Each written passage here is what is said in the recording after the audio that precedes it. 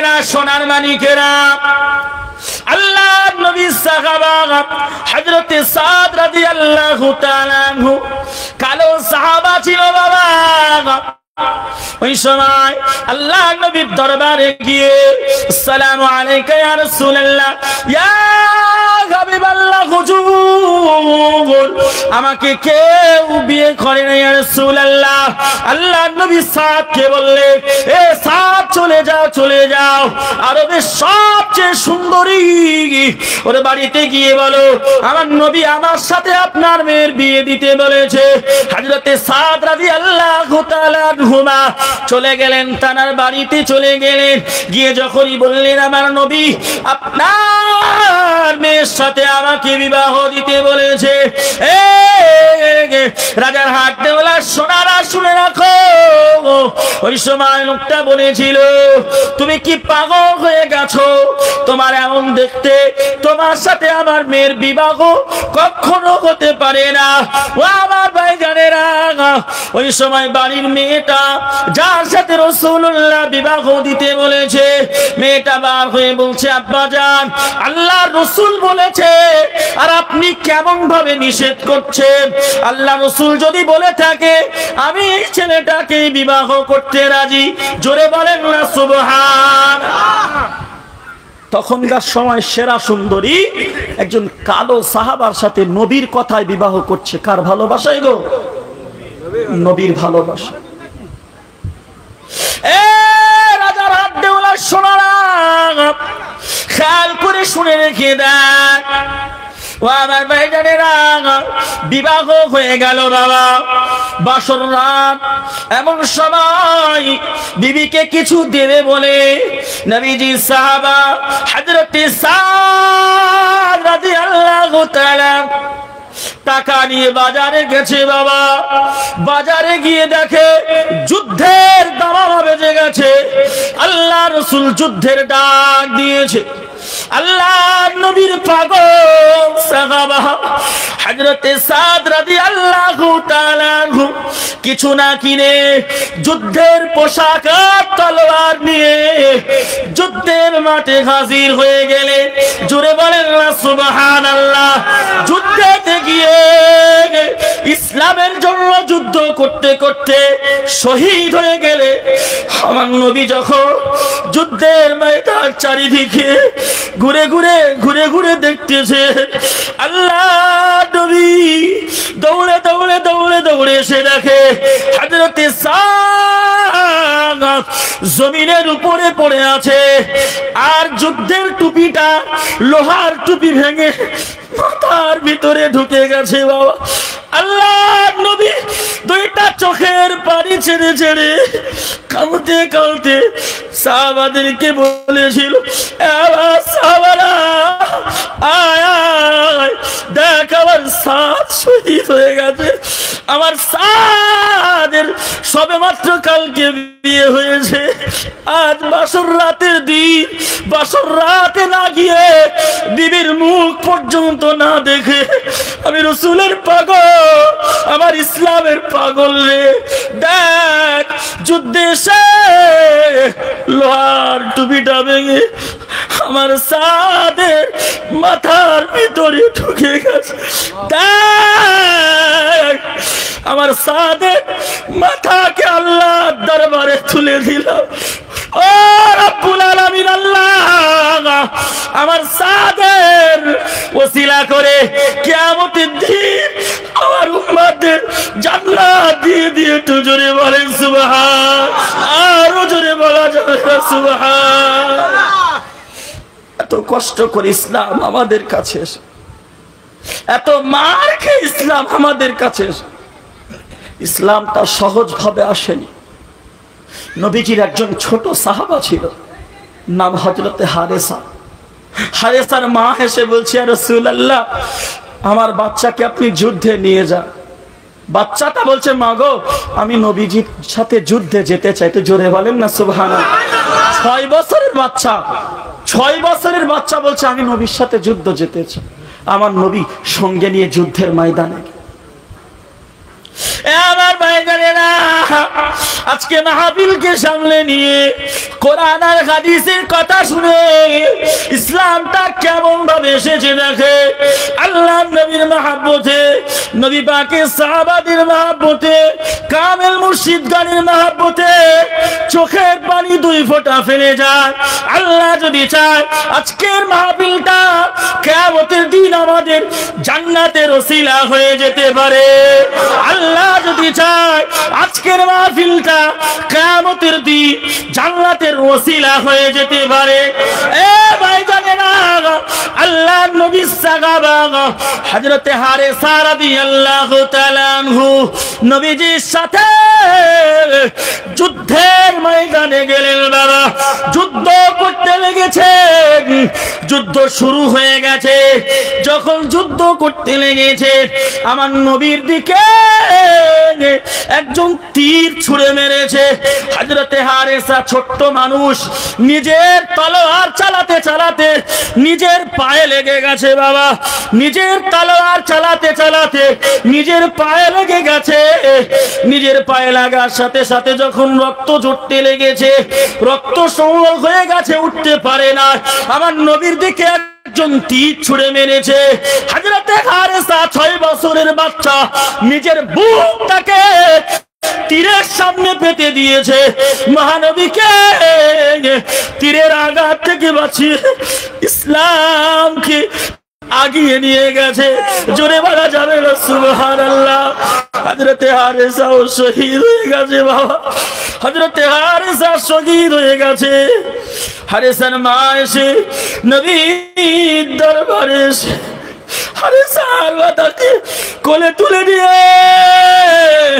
শুধু দুইটা চোখের পানি ছেড়ে ছেড়ে সাহাবারা এসে বলে, ও হারেসার মা, তুমি কেন কাঁদছো? হারেসার মা, এ নবীর সাহাবারা, আমার হারেসা আজকে ইসলামের জন্য শহীদ হয়ে গেছে। আমি মা কিয়ামতের দিন বলবো আমি একজন শহীদের মা হয়ে গেছি। সাহাবারা বলেছিল, এ হারেসার মা, তোমার হারেসা তো কারোর হাতে মারেনি, তোমার হারেসা নিজের তলোয়ারের আঘাতে রক্ত শূন্য হয়ে মারা গেছে। তোমার হারেসার মরণটা আত্মহত্যার মরণ হয়ে গেছে।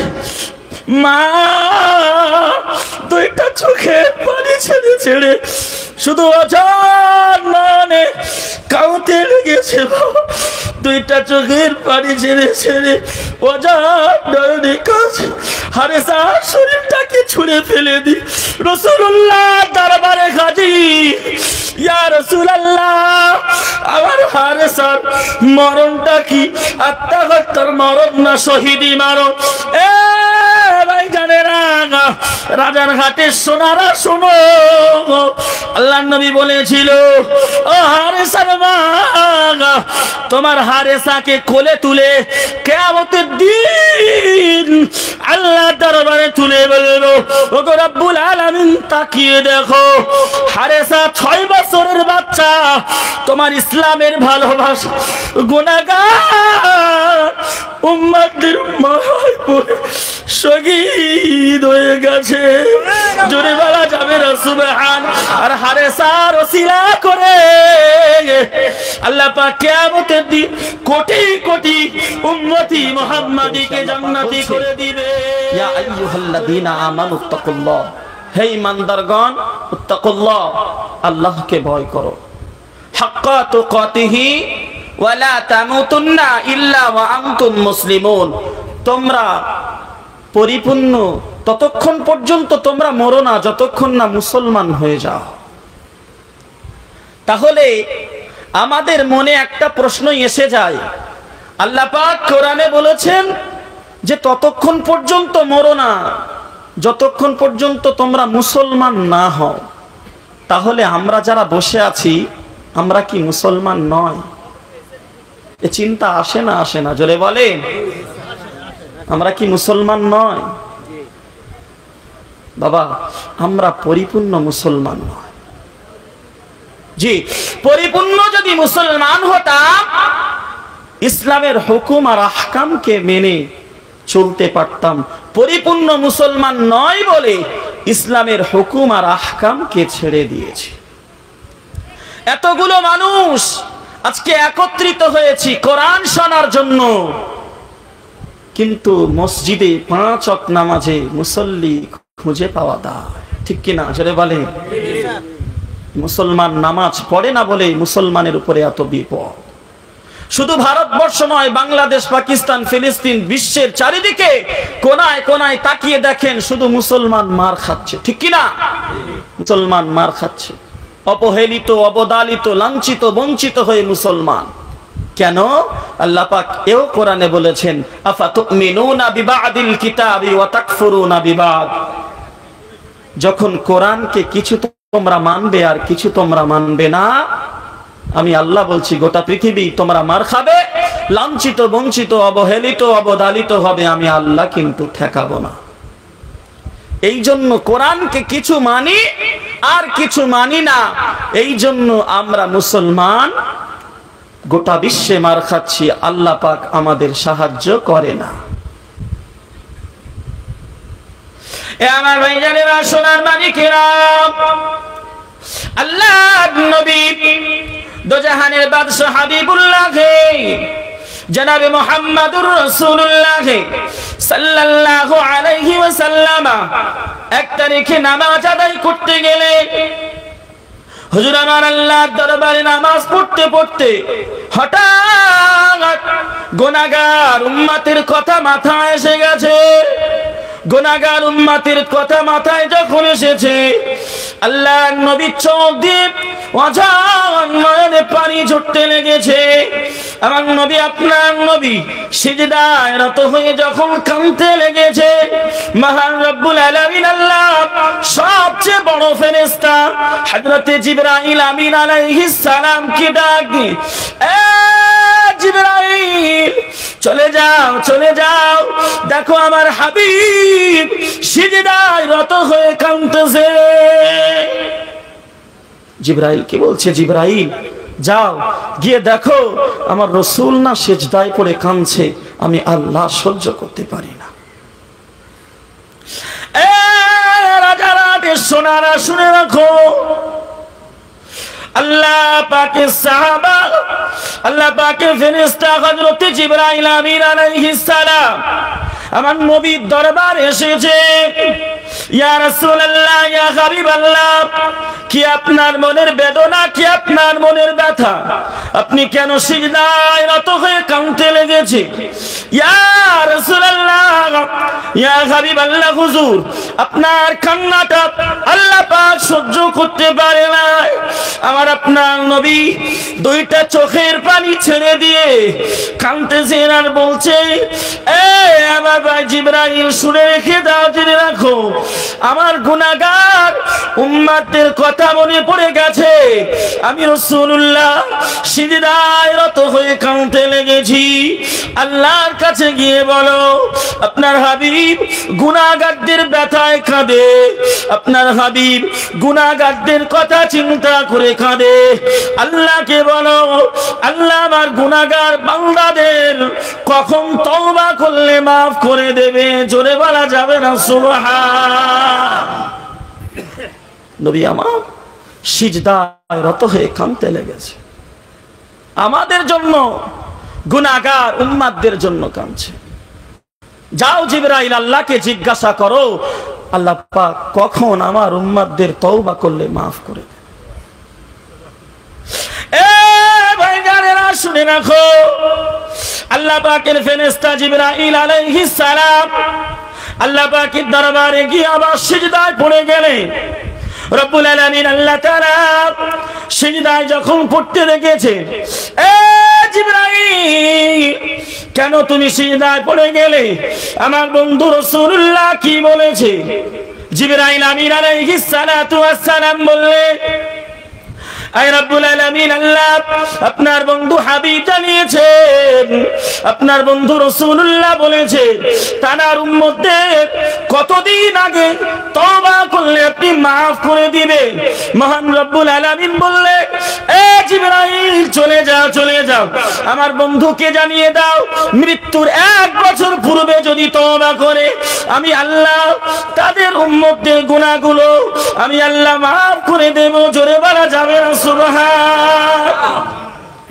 জিবরাইল যাও আমার বন্ধুকে বলো আমার বন্ধুর উম্মতেরা যদি মৃত্যুর 1 বছর আগে তওবা করে আমি আল্লাহ মাফ করে দেব। একটু জোরে বলে আমার নবী সে সময় আবার সিজদায় রত হয়ে আবার কাঁদতে লেগেছে। নবীজি আবার কাঁদছে। এ জিবরাইল আমি রাসূলুল্লাহর কান্না থামবে না, আমি রাসূলুল্লাহর কান্না থামবে না রে। যাও যাও আল্লাহর কাছে যাও, আল্লাহ পাক যদি আমার উম্মতদের মৃত্যুর আগে পর্যন্ত মাফ করে দেয় আমি রাসূলুল্লাহ চোখের পানি মুছে যাবে, আমি রাসূলুল্লাহ আমার কান্নাকে থামিয়ে দেব। একটু জোরে বলা যাবে না সুবহানাল্লাহ। যাও আল্লাহর কাছে গিয়ে বলো আল্লাহ যদি আমার উম্মতদের মৃত্যুর আগ পর্যন্ত মাফ করে দেয় আমার চোখের পানিটা মুছে যাবে। হযরত জিবরাইল আলাইহিস সালাতু ওয়াস সালাম মহান রব্বুল আলামিন দরবারে গেলে রব্বুল আলামিন আল্লাহ আপনার বন্ধু বলেছে তার উম্মতদের আপনি মেয়াদটা আরেকটু কমিয়ে দিন। আল্লাহ পাক বললেন জিবরাইল শোনো আমার বন্ধুর উম্মতেরা যদি 6 মাস আগে তওবা করে তার গুনাহগুলো maaf করে দেব। আমার বন্ধুর উম্মতেরা মৃত্যুর আগে 3 মাস আগে যদি তওবা করে maaf করে দেব, মৃত্যুর 1 মাস আগে যদি তওবা করে maaf করে দেব, মৃত্যুর 1 সপ্তাহ আগে যদি তওবা করে maaf করে দেব, মৃত্যুর 1 ঘন্টা আগে যদি তওবা করে এমনকি মৃত্যুর সময় যদি তওবা করে আমি আল্লাহ আমার হাবিবের উম্মতদের গুনাহ maaf করে দেব। জোরে বলা যাবে না সুবহানাল্লাহ। মৃত্যুর আগ পর্যন্ত মৃত্যুর সময়ও যদি তওবা করে আল্লাহ পাক maaf করে দেবেন। জোরে বলে সেই আমাল সুফি মুফতি আজান গাছি রহমাতুল্লাহ আলাইহি আমাকে আপনাকে দিয়েছে বাবা 5 ওয়াক্ত নামাজের পরে 3 বার আস্তাগফার পড়ো। জোরে বলো না সুবহানাল্লাহ। আর একটু জোরে হবে না সুবহানাল্লাহ। এই এমন একটা দরবারকে আমরা মেনে নিয়েছি, এই দরবারের অনুসারী হয়ে চললে কোরআনকেও মানা হবে হাদিসকেও মানা হবে। হাক্কানি দরবার কোরআন আর হাদিসের আইন অনুযায়ী চলে, ঠিক কিনা জোরে বলে। কোরআনের আইন ছাড়া হাক্কানি দরবার চলে না, হাদিসের আইন ছাড়া হাক্কানি দরবার চলে না।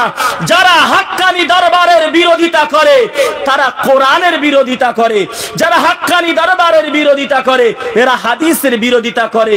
কোরআনে আছে উতুল্লিম বাদা যালিকা জানিম, যারা কোরআনের বিরোধিতা করে এরা পিতৃহীন জারদ সন্তান। কথা বলেন ঠিক কিনা? প্রথমেই কিন্তু বলেছি কোরআনে কোনো সন্দেহ নেই। কোরআন বলছে উতুল্লিম বাদা যালিকা জানিম, যারা কোরআনের বিরোধিতা করে এরা কি গো? পিতৃহীন জারদ সন্তান। কথাগুলো একটু ভেবে বলবেন, যাতে মাতাল তালে ঠিক থাকতে হবে। যা বলবো মেনে নেবেন এমন কিছু নয়, যাচাই করে মানবেন। অনেক ওয়াজ আমরা শুনি, অনেক ওয়াজ শুনছি, পরবর্তীতে অনেক ওয়াজ শুনবো, মাটির তলার ওয়াজ করে চলে গেলে সব শেষ।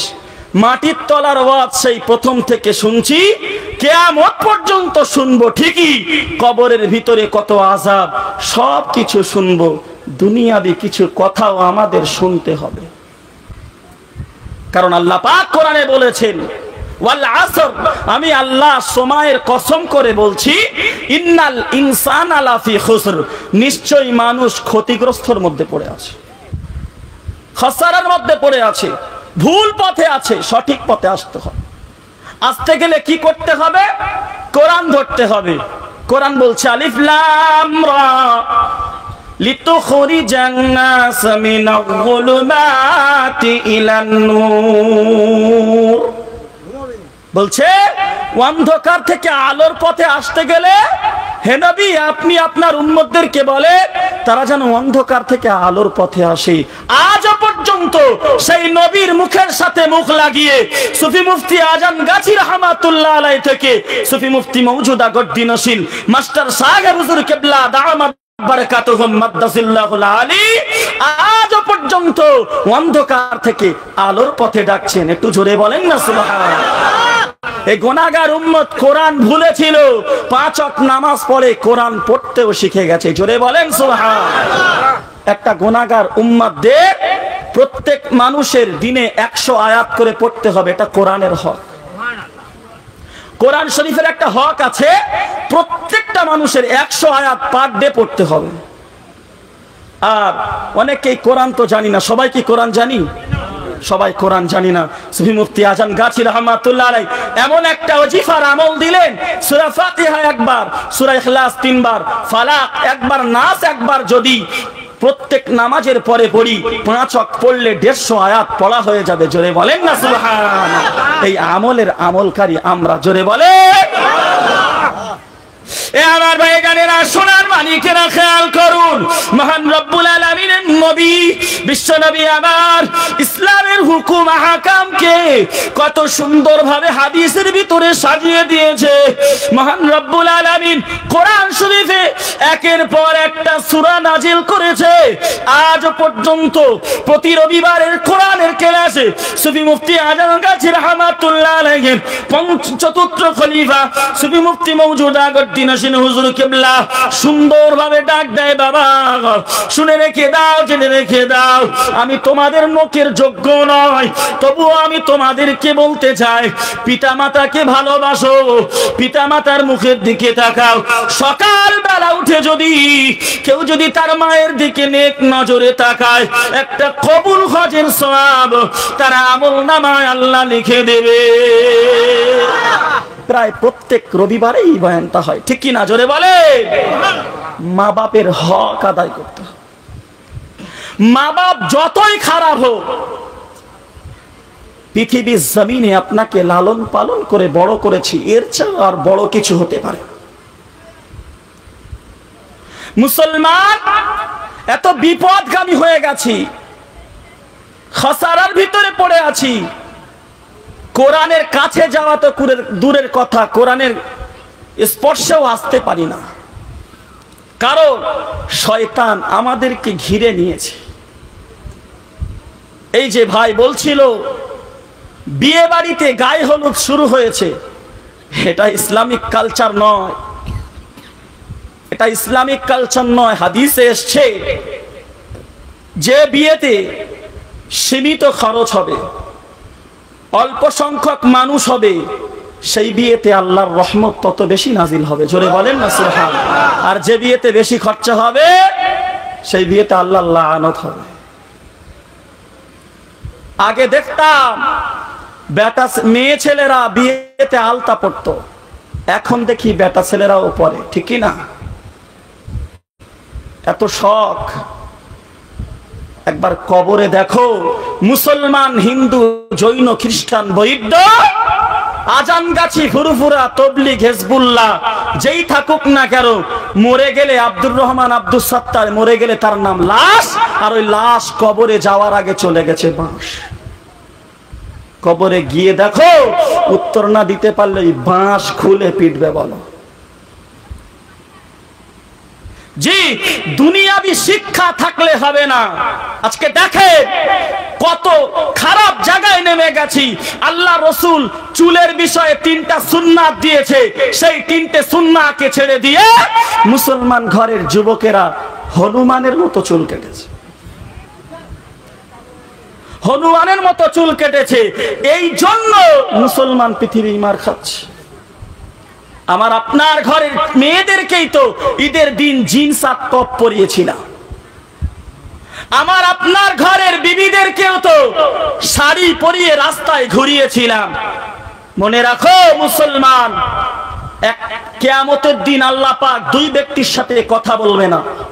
এক, ওই ছেলেটা যে ছেলেটা টাকনুর নিচে কাপড় পরে, পায়ের গোরগাঁট যাকে বলে, এর নিচে যে কাপড় পরে, কিয়ামতের দিন তার জান্নাত তো দূরের কথা, আল্লাহ তার সাথে কথাও বলবে না।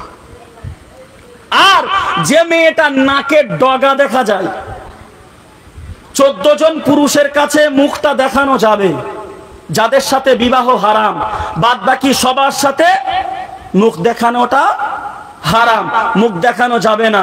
বলেন আমার আপনার ঘরের বিবিটা কয়জনের কাছে পর্দা করে? আল্লাহর ইসলাম সহজ, মোল্লার ইসলাম কঠিন। মুসলমান ইসলামটাকে কঠিন করে নিয়েছি, আমাদের সহজ করে নিতে হবে। রিজিকের মালিক কে গো? আল্লাহ।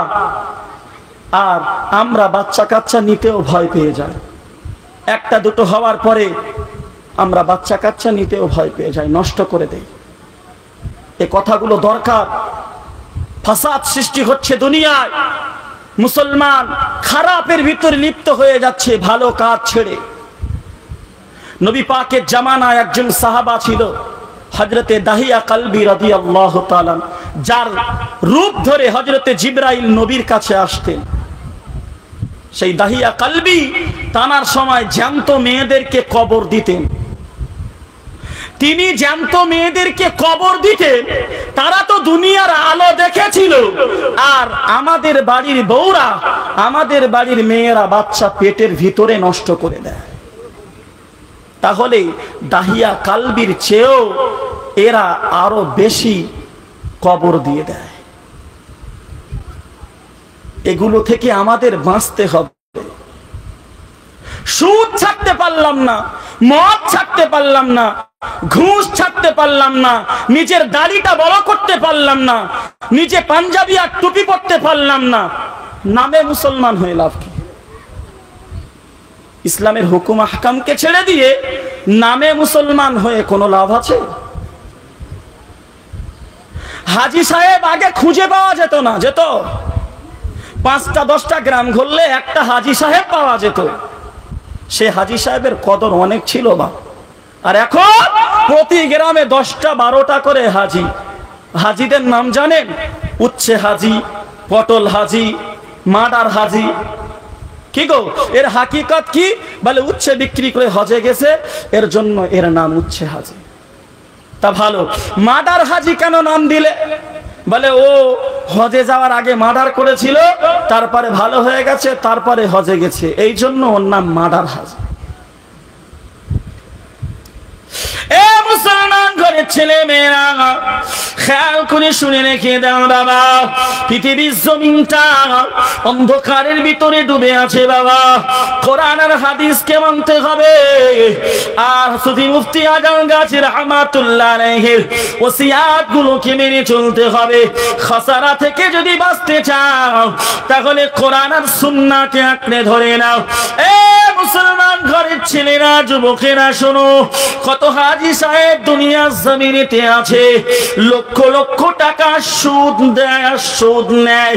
শুনে রাখো, যারা সুদ খাওয়ার সুদ দাও, হাদিসের ভিতরে আল্লাহ পাকের নবী জানিয়েছেন সুদের 70টা গুনাহ আছে। সবচেয়ে ছোট গুনাহ হলো নিজের মায়ের সাথে জিনা করার গুনাহ।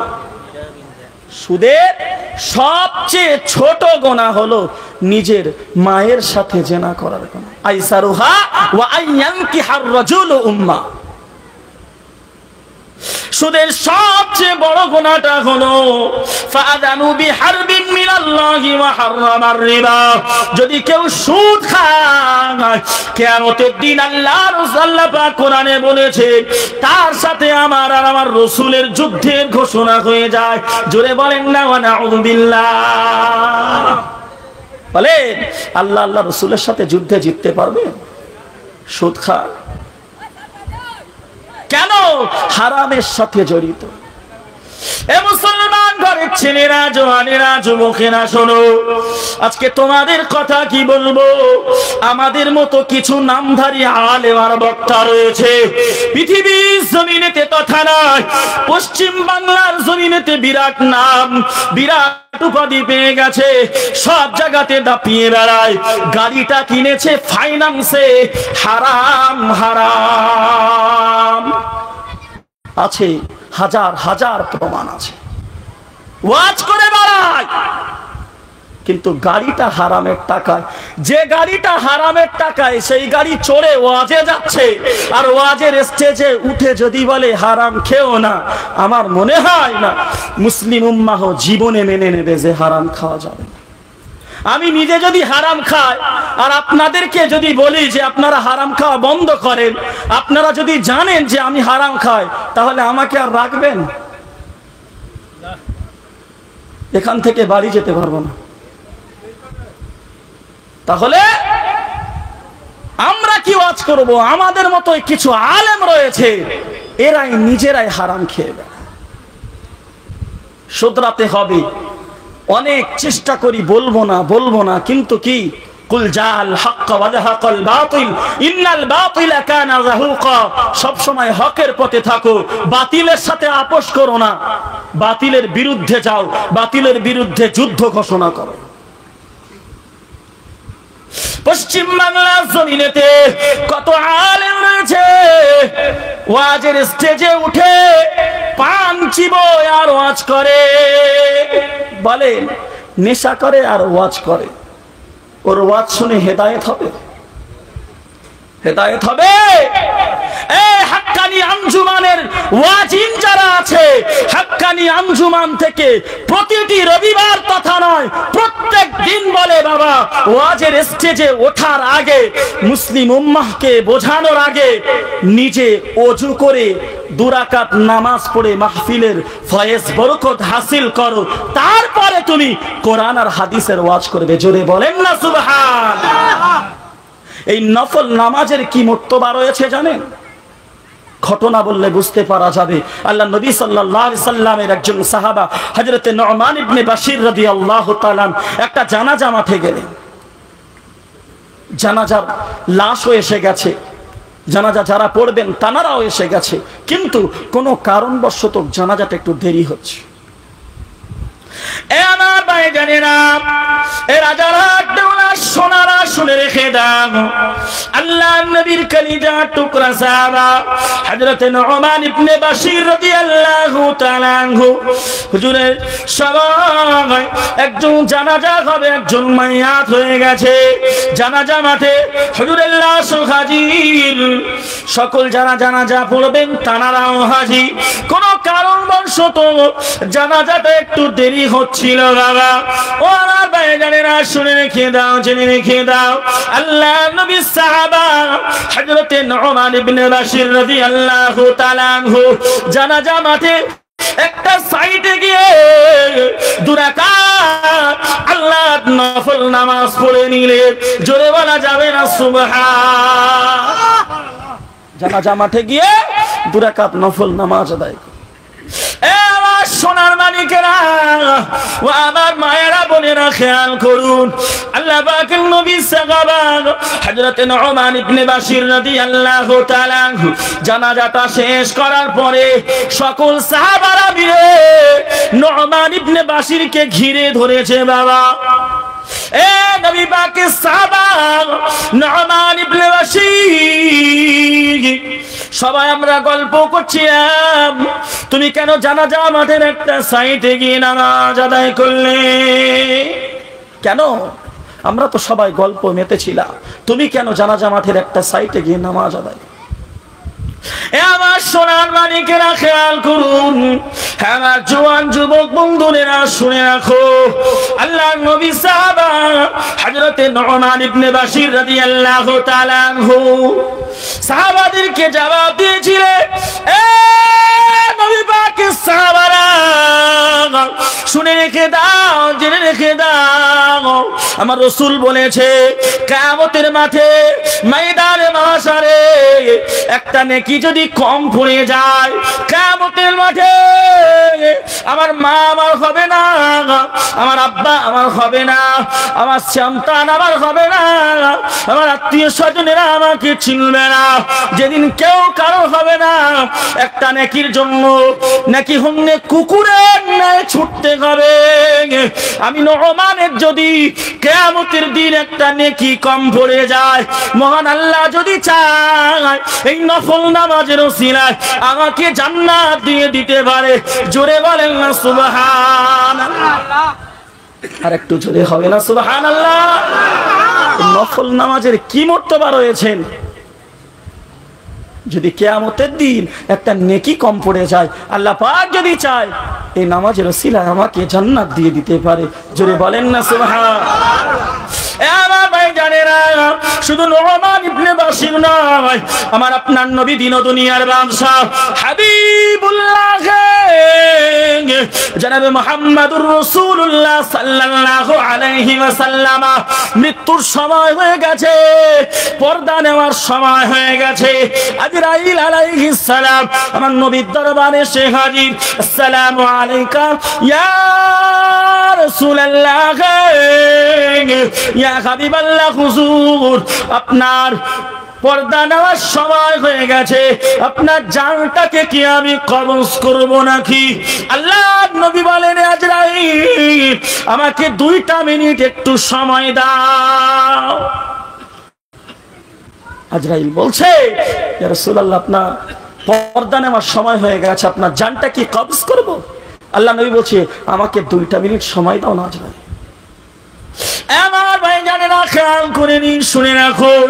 আল্লাহ নবীর ওই সময় হযরতে আজরাইল আলাইহিস সালাম জিজ্ঞাসা করেছিল, ইয়া রাসূলুল্লাহ, ইয়া হাবিবাল্লাহ, আপনি যদি কিয়ামত পর্যন্ত সময় চাইতে আল্লাহ আপনাকে সময় দিত, আপনি 2টা মিনিট সময় কেন চাইলেন? আমি আজরাইলকে কি একটু জানাবেন না নাকি?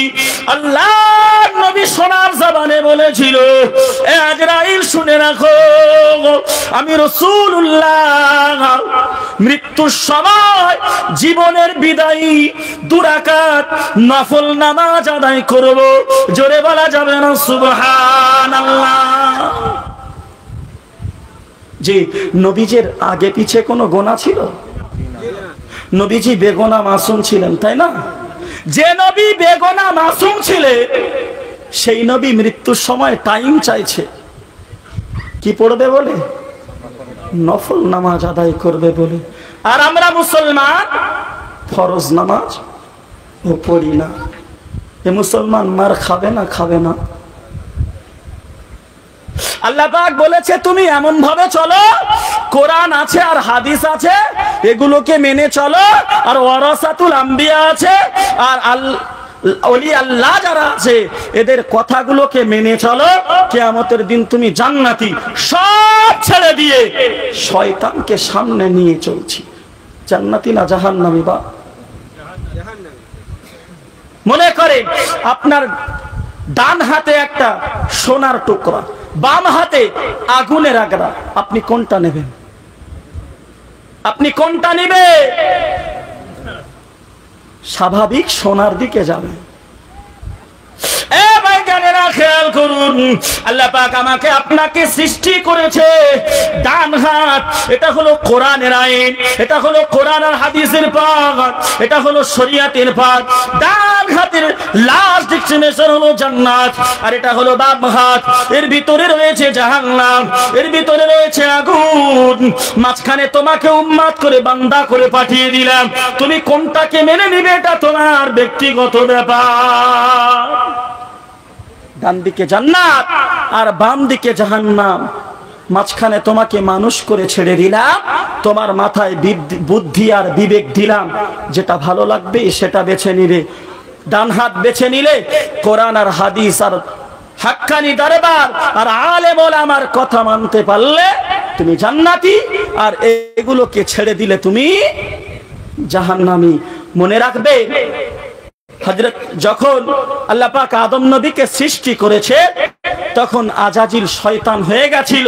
আর আজাজিল শয়তান সেদিন বলেছিল, যতদিন উম্মাত কিয়ামত পর্যন্ত আল্লাহ আমাকে হায়াত দেন, উম্মাতদের ভালো কাজে আমি বাধা দেব। সে কিন্তু ওয়াদা করে এসছে আমাদেরকে ইসলামের হুকুম ছাড়া চালানোর জন্য।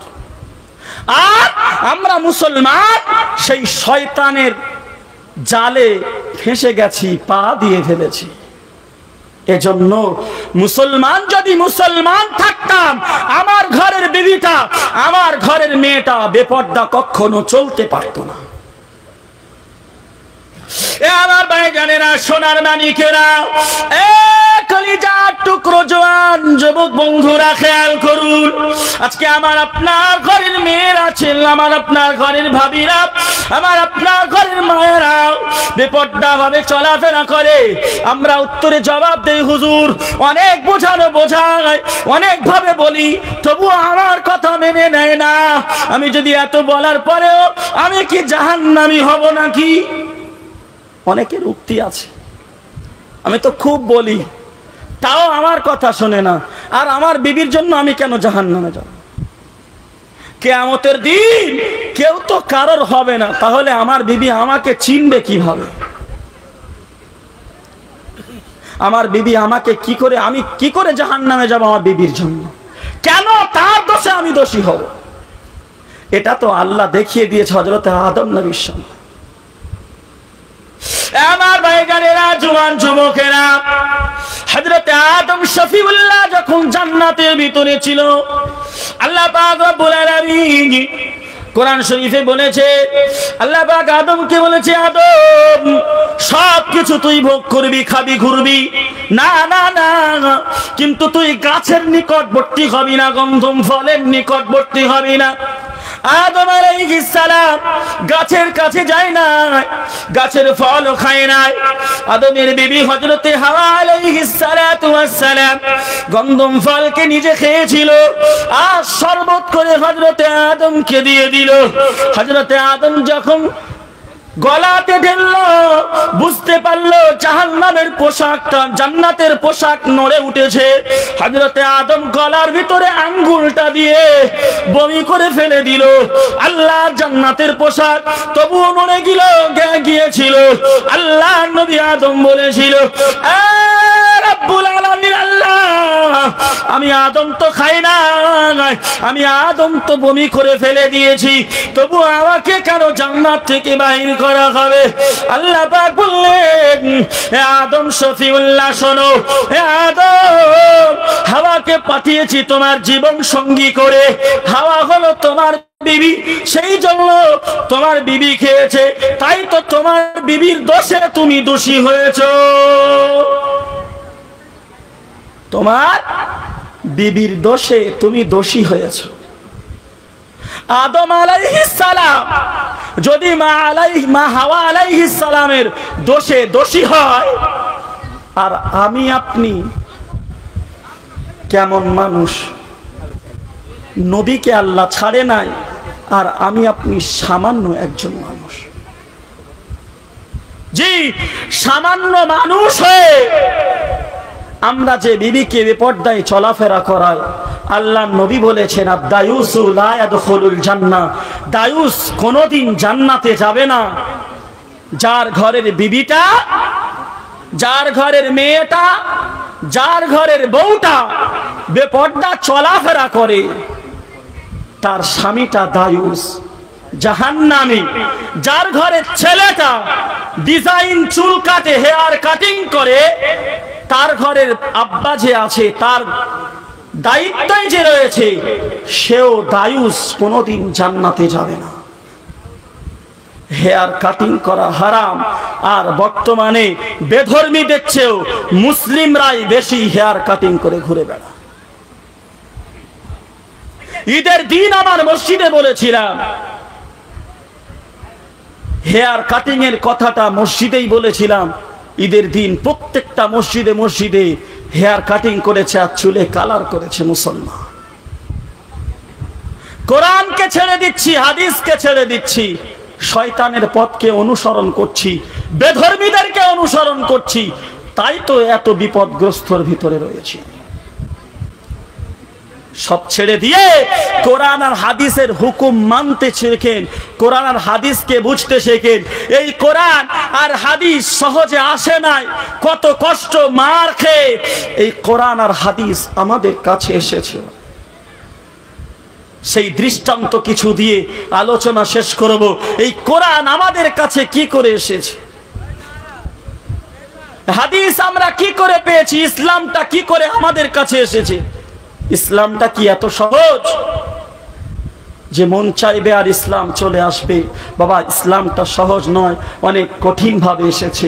আল্লাহর নবীর একজন সাহাবা হযরতে সাদ রাদিয়াল্লাহু তাআলা আনহু, একেবারে কালো সাহাবা, বিয়ে হয় না, কেউ তার সাথে কোনো মেয়ের বিয়ে দেয় না। আমার নবীর কাছে এসেছি, ইয়া রাসূলুল্লাহ, আমি সাদের মনে বড় দুঃখ, আমার বিয়ে হয় না। এ আমার ভাইজানেরা, সোনার মানিকেরা, আল্লাহর নবীর সাহাবা হযরতে সাদ রাদিয়াল্লাহু তাআলা আনহু কালো সাহাবা ছিল বাবা। ওই সময় আল্লাহর নবীর দরবারে গিয়ে আসসালামু আলাইকা ইয়া রাসূলুল্লাহ, ইয়া হাবিবাল্লাহ, হুজুর আমাকে কেউ বিয়ে করে না ইয়া রাসূলুল্লাহ। আল্লাহর নবী সাদকে বললেন, এ সাদ, চলে যাও, চলে যাও, আরবের সবচেয়ে সুন্দরী ওর বাড়িতে গিয়ে বলো আমার নবী আমার সাথে আপনার মেয়ের বিয়ে দিতে বলেছে। হযরতে সাদ রাদিয়াল্লাহু তাআলা আনহুমা চলে গেলেন, তানার বাড়িতে চলে গেলেন। গিয়ে যখনই বললেন আমার নবী আপনার মেয়ের সাথে আমাকে বিবাহ দিতে বলেছে, রাজার হাট দেওয়ালা সোনারা শুনে রাখো, ওই সময় লোকটা বলেছিল, তুমি কি পাগল হয়ে গেছো? তোমার এমন দেখতে, তোমার সাথে আমার মেয়ের বিবাহ কখনো হতে পারে না। ও আমার ভাইজানেরা, ওই সময় বাড়ির মেয়েটা যার সাথে রাসূলুল্লাহ বিবাহ দিতে বলেছে, মেয়েটা বার হয়ে বলছে, আব্বা জান, আল্লাহর রাসূল বলেছে আর আপনি কেমন ভাবে নিষেধ করছেন? আল্লাহ রাসূল যদি বলে থাকে আমি এই ছেলেটাকে বিবাহ করতে রাজি, জোরে বলেন না সুবহানাল্লাহ। তখনকার সময় সেরা সুন্দরী একজন কালো সাহাবার সাথে নবীর কথায় বিবাহ করছে। কার ভালোবাসায় গো? নবীর ভালোবাসা। এ রাজার হাত দেওয়ালা সোনারা, খেয়াল করে শুনে রেখে দেন, ও আমার ভাইজানেরা, বিবাহ হয়ে গেল বাবা, বাসর রাত। এমন সময় বিবিকে কিছু দেবে বলে নবীজি সাহাবা হযরতে সাদ রাদিয়াল্লাহু তাআলা টাকা নিয়ে বাজারে গেছে বাবা। বাজারে গিয়ে দেখে যুদ্ধের দামামা বেজে গেছে। আল্লাহ রাসূল যুদ্ধের ডাক দিয়েছে। আল্লাহর নবীর পাগল সাহাবা হযরতে সাদ রাদিয়াল্লাহু তাআলা আনহু কিছু না কিনে যুদ্ধের পোশাক আর তলোয়ার নিয়ে যুদ্ধের মাঠে হাজির হয়ে গেলে, জোরে বলেন না সুবহানাল্লাহ। যুদ্ধেতে গিয়ে ইসলামের জন্য যুদ্ধ করতে করতে শহীদ হয়ে গেলে, আমার নবী যখন যুদ্ধের ময়দান চারিদিকে ঘুরে ঘুরে ঘুরে ঘুরে দেখতেছে, আল্লাহ নবী দৌড়ে দৌড়ে দৌড়ে দৌড়ে এসে দেখে হযরতে সাদ জমিনের উপরে পড়ে আছে, আর যুদ্ধের টুপিটা লোহার টুপি ভেঙে মাথার ভিতরে ঢুকে গেছে বাবা। আল্লাহ নবী দুইটা চোখের পানি ছেড়ে ছেড়ে কাঁদতে কাঁদতে সাহাবাদেরকে বলেছিল, সাহাবারা আয় আয়, দেখ আমার সাদ শহীদ হয়ে গেছে। আমার সাদের সবেমাত্র কালকে বিয়ে হয়েছে, আজ বাসর রাতের দিন, বাসর রাতে না গিয়ে বিবির মুখ পর্যন্ত না দেখে আমি রাসূলের পাগল, আমার ইসলামের পাগল রে। দেখ যুদ্ধে এসে লোহার টুপিটা ভেঙে আমার সাদের মাথার ভিতরে ঢুকে গেছে। দেখ আমার সাদের মাথাকে আল্লাহর দরবারে তুলে দিলাম। ও রব্বুল আলামিন, আল্লাহ আমার সাদের ওসিলা করে কিয়ামতের দিন আমার উম্মতদের জান্নাত দিয়ে দিয়ে একটু জোরে বলেন সুবহান, আরো জোরে বলা যাবে সুবহান। এত কষ্ট করে ইসলাম আমাদের কাছে এসে, এত মার খেয়ে ইসলাম আমাদের কাছে এসে, ইসলামটা সহজ ভাবে আসেনি। নবীজির একজন ছোট সাহাবা ছিল, নাম হযরতে হারেসা। হারেসার মা এসে বলছে, ইয়া রাসূলুল্লাহ, আমার বাচ্চাকে আপনি যুদ্ধে নিয়ে যান।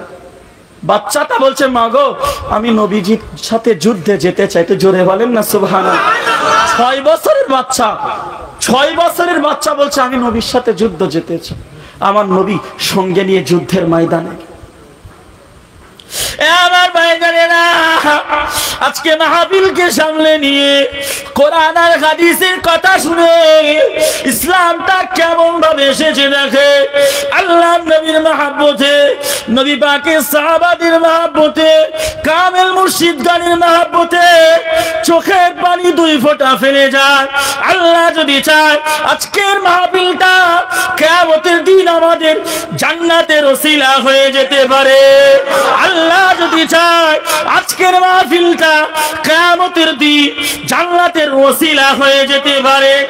এ ভাইজানেরা, আল্লাহর নবী সাহাবা হযরত হারেসা রাদিয়াল্লাহু তাআলা আনহু নবীজির সাথে যুদ্ধের ময়দানে গেলেন। বাবা, যুদ্ধ করতে লেগেছে, যুদ্ধ শুরু হয়ে গেছে। যখন যুদ্ধ করতে লেগেছে, আমার নবীর দিকে একজন তীর ছুঁড়ে মেরেছে। হযরতে হারেসা ছোট্ট মানুষ, নিজের তলোয়ার চালাতে চালাতে নিজের পায়ে লেগে গেছে। বাবা, নিজের তলোয়ার চালাতে চালাতে নিজের পায়ে লেগে গেছে। নিজের পায়ে লাগার সাথে সাথে যখন রক্ত ঝরতে লেগেছে, রক্ত সংগ্রহ হয়ে গেছে, উঠতে পারে না। আমার নবীর দিকে একজন তীর ছুঁড়ে মেরেছে। হযরতে হারেসা 6 বছরের বাচ্চা, নিজের বুকটাকে তীরের সামনে পেতে দিয়েছে। মহানবীকে তীরের আঘাত থেকে বাঁচিয়ে ইসলামকে আগিয়ে নিয়ে গেছে। জোরে বলা যাবে না সুবহানাল্লাহ। হযরতে হারেসা শহীদ হয়ে গেছে। বাবা, হযরতে হারেসা শহীদ হয়ে গেছে। হারেসার মা এসে নবীর দরবারে এসে হারেসার মাথাকে কোলে তুলে দিয়ে শুধু 2টা চোখের পানি ছেড়ে ছেড়ে সাহাবারা এসে বলে, ও হারেসার মা, তুমি কেন কাঁদছো? হারেসার মা, এ নবীর সাহাবারা, আমার হারেসা আজকে ইসলামের জন্য শহীদ হয়ে গেছে। আমি মা কিয়ামতের দিন বলবো, আমি একজন শহীদের মা হয়ে গেছি। সাহাবারা বলেছিল, এ হারেসার মা, তোমার হারেসা তো কারোর হাতে মারেনি, তোমার হারেসা নিজের তলোয়ারের আঘাতে রক্ত শূন্য হয়ে মারা গেছে। তোমার হারেসার মরণটা হত্যার মরণ হয়ে গেছে। মা 2টা চোখে পানি ছেড়ে ছেড়ে শুধু অজান মানে কাউতে লেগেছে। 2টা চোখের পানি ছেড়ে ছেড়ে অজান কাছে হারেসার শরীরটাকে ছুঁড়ে ফেলে দি রাসূলুল্লাহ দরবারে হাজির। ইয়া রাসূলুল্লাহ, আমার হারেসার মরণটা কি আত্মহত্যার মরণ না শহীদি মরণ? এ ভাইজানেরা, রাজার ঘাটে সোনারা শোনো, আল্লাহর নবী বলেছিল, ও হারেসার মা, তোমার হারেসাকে কোলে তুলে কিয়ামতের দিন আল্লাহর দরবারে তুলে বলবো, ওগো রব্বুল আলামিন, তাকিয়ে দেখো, হারেসা 6 বছরের বাচ্চা, তোমার ইসলামের ভালোবাসা গুনাহগার উম্মতের মায় পড়ে শহীদ হয়ে গেছে। জোরে বলা যাবে না সুবহান। আর হারেসার ওসিলা করে আল্লাহ পাক কিয়ামতের দিন কোটি কোটি উম্মতি মুহাম্মাদীকে জান্নাতি করে দিবে। জোরে বলেন না সুবহান। হারেসার ওসিলায় আমাকে আপনাকে জান্নাতবাসী করে দেব। সেই ইসলামকে আমাদের মানতে হবে, তারপরে তো হারেসার সঙ্গী হয়ে যাব। হ্যাঁ যুবক, তোমাদের আইডল শাহরুখ খান আর সালমান খান হতে পারে না, তোমাদের আইডল হযরতে আবু বকর আর হযরতে ওমর হতে পারে। জোরে বলেন না। এই ওমর আর এই আবু বকর কি ছিলেন একটু দেখেন। আল্লাহর নবী একদিন মা আয়েশার কোলে শুয়ে শুয়ে আল্লাহর নবী মা আয়েশার কোলে শুয়ে শুয়ে শুধু মুচকি মুচকি হাসে, আকাশের তারার দিকে তাকিয়ে। মা আয়েশা বলেন, ইয়া রাসূলুল্লাহ, আপনি কেন মুচকি মুচকি হাসছেন? আল্লাহ নবী বলছে, আয়েশা দেখো না, আকাশে যত তারা উঠেছে এই তারাগুলো হলো আমার ওমরের নেকি। জোরে বলেন না সুবহানাল্লাহ। মা আয়েশার মুখটা মলিন হয়ে গেল, মনটা খারাপ হয়ে গেল। ওমরের নেকি এত, আর আমার আব্বা আবু বকরের নেকি কি অনেকটাই কম? আমার ভাই জানি না, আমার জওয়ান যুবক বন্ধুরা, জওয়ান যুবকদের আইডল হযরত আবু বকর রাদিয়াল্লাহু তাআলা আনহুমা, হযরত ওমর রাদিয়াল্লাহু তাআলা আনহুমা। শোনো, আমার নবী ওই সময় বললেন, আয়েশা তোমার মনটা কেন খারাপ হয়ে গেল? তুমি কেন মুখটাকে গরম করে নিলে? আয়েশা আমাকে একটু বলবে না?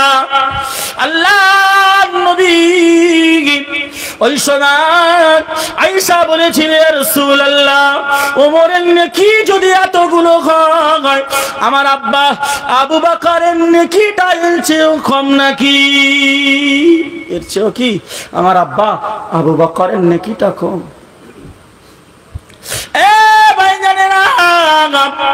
সঙ্গে সঙ্গে আমার নবী চোখের পানি আর দাঁড়াই না, নূরের চোখ দিয়ে আজাদ নয়নে পানি ঝরতে লেগেছে।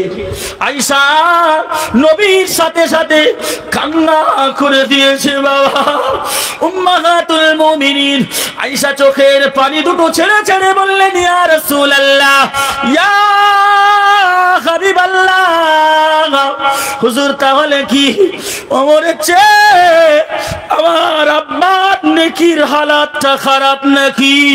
আল্লাহ নবী চোখের পানি ছেড়ে ছেড়ে বলেছিল, এ আয়েশা শুনে রাখো, আমি রাসূলুল্লাহ যেদিন মক্কা থেকে মদিনা হিজরত করেছিলাম, আমি রাসূলুল্লাহ তোমার আব্বার কাছে গিয়ে যখন সালাম দিয়েছিলাম, আবু বকর দরজাটা খুলে দিয়েছিল। আমি রাসূল বলেছিলেন, এ বাবা আবু বকর, তুমি কি ঘুমাও না? আবু বকর বলেছিল, ইয়া রাসূলুল্লাহ, আজ থেকে 6.5 মাস আগে আপনি বলেছিলেন আপনি আমার সাথে মদিনায় হিজরত করবে। আমি আবু বকর 6.5 মাস বিছানায় পিঠ লাগায় নাই। জোরে বলেন সুবহানাল্লাহ। ইয়া রাসূলুল্লাহ, আমি আবু বকর শুধু নয়, আমার ছোট মেয়ে আসমা 6.5 মাস আপনার জন্য টিফিন রেডি করে রাখে, সেও 6.5 মাস ঘুমায় না। আর একটু জোরে বলেন সুবহানাল্লাহ। ইয়া রাসূলুল্লাহ, আমি আবু বকর আর আমার মেয়ে শুধু আসমা নয়, একটা ঘোড়া কিনেছিলাম মক্কা থেকে মদিনায় হিজরত করব বলে। ওই ঘোড়াটা আপনার ভালোবাসায় 6.5 মাস ঘুমায় নাই। আর একটু জোরে বলেন সুবহানাল্লাহ। এ আয়েশা শুনে রাখো, ওই সময় আমি তোমার আবু বকরকে জানিয়ে দিয়েছিলাম, এ আবু বকর, তুমি শুধু আমার মক্কা থেকে মদিনায় যাওয়ার হিজরত করার সাথী নয়, তুমি আমার জান্নাতে যাওয়ার সাথী। আর একটু জোরে হবে না সুবহানাল্লাহ। এ আয়েশা শোনো, আমি তোমার আব্বাকে নিয়ে যখন মক্কা থেকে মদিনায় হিজরত করতে লেগেছি, যখন গুহার ভিতরে ঢুকেছিলাম, গুহার ভিতরে যখন আবু বকর সর্বপ্রথম ঢুকেছিল, ঢুকে দেখে চারিদিকে শুধু গর্ত আর গর্ত। সব গর্তগুলো নিজের কাপড়খানা ছিঁড়ে ছিঁড়ে সব গর্তগুলো মুছিয়ে দিয়েছিল। একটা গর্ত বাকি ছিল, তোমার আব্বা আবু বকর পাখানা ঢুকিয়ে দিয়ে আমি রাসূলুল্লাহর মাথাকে উরু উরু করে দিয়ে শুইয়েছে। জোরে বলেন সুবহানাল্লাহ। এ আয়েশা শুনে না করে, হে আমার রাজারা, সোনার মানিকেরা, খেয়াল করো, আল্লাহর নবী কাঁদতে লেগেছে। এ আয়েশা, আমি যখন ঘুমিয়ে পড়েছিলাম, আমি যখন নিদ্রা নিয়েছিলাম, আমার আবু বকর, তখন আমার আবু বকরের পায়ে বিষাক্ত একটা সাপ এসে দংশন করেছিল। আমার আবু বকর আমাকে জাগায় না, আমার আবু বকর আমাকে ডাকে না। কিছুক্ষণ পরে আবু বকরের চোখ দিয়ে এক ফোঁটা নোনা পানি রাসূলুল্লাহর মুখ মোবারকে পড়েছিল। আমি রাসূল ওই সময় জেগে গিয়েছিলাম। হে আয়েশা, আমি আবু বকরকে জিজ্ঞাসা করেছিলাম, এ বাবা আবু বকর, তোমার কি বাড়ির কথা মনে পড়েছে না? তুমি কি বাড়ির কথা মনে পড়েছে? তোমার কি সন্তান আদির মায়া মনে পড়েছে?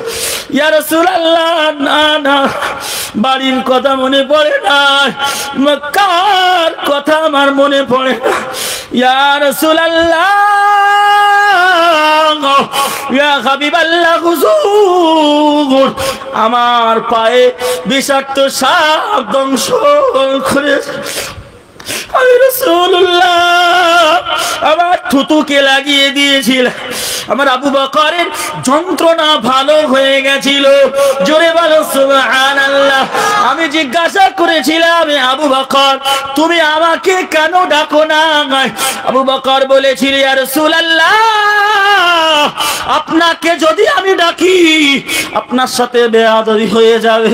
আমি রাসূলুল্লাহর সাথে বেয়াদবি করতে পারবো না, এই জন্য আমি আপনাকে ডাকি নাই। আমি আবু বকর, আয়েশা তোমাকে বলে দিলাম, আবু বকরের ওই এক রাতের এত নেকি গোটা পৃথিবীর মানুষের নেকি যদি মিজানের এক পাল্লায় রাখা হয়, আবু বকরের এক রাতের নেকি যদি আর এক পাল্লায় রাখা হয়, সবচেয়ে আবু বকরের এক রাতের নেকিটা ভারী হয়ে যাবে। জোরে বলা যাবে না সুবহানাল্লাহ? আরো জোরে বলা যাবে না সুবহানাল্লাহ? কেমন ভালোবাসতো গো নবীকে, সাপে কাটার পরেও আমার নবীকে ডাকে নাই। এই ভালোবাসাটা কোথায়? এই মহাব্বতটা কোথায় চলে গেছে?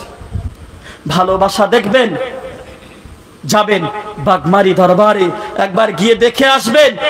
সুফি মুফতি মাস্টার সাহেব দামাত বারাকাতুহুম মাদ্দাজিল্লাহুল আলী যখন কথা বলেন তখন চোখ দিয়ে পানি ঝরে। জোরে বলেন না সুবহানাল্লাহ। কেমন মুর্শিদ আমরা পেয়েছি, কেমন কামেল মুর্শিদ আমরা পেয়েছি, যিনি কথা বলার আগে চোখ দিয়ে বাঁধান নয়নে পানি ঝরে। কথা বলার আগে সে আল্লাহর ভয়ে শুধু চোখ দিয়ে কাঁদতে থাকে। কথা বলার আগে মানুষের কাছে মাপ চাইতে থাকে। সেই দরবারকে আমরা পেয়েও হাক্কানি আঞ্জুমানের মতাদর্শের মানুষ হয়েও হাক্কানি আঞ্জুমান হুকুম আর আহকামকে মানতে পারি না। এই জন্য করে আমরা কখনো দরবারের মানুষ হতে পারি না।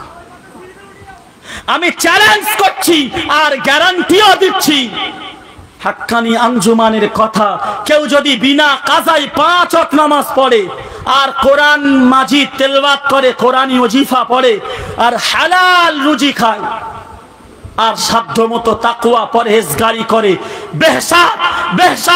বেহসাক আল্লাহ তাকে জান্নাতুল ফিরদাউস দান করবেন। জোরে বলেন সুবহানাল্লাহ। আর একটু জোরে বলা যাবে না সুবহানাল্লাহ? 5 ওয়াক্ত নামাজ পড়তে রাজি আছেন মুসলমান? 5 ওয়াক্ত নামাজ পড়তে রাজি আছো মুসলমান? এই কোরআন মাজিদ পড়তে রাজি আছো মুসলমান? এই হালাল রুজি খেতে রাজি আছো মুসলমান?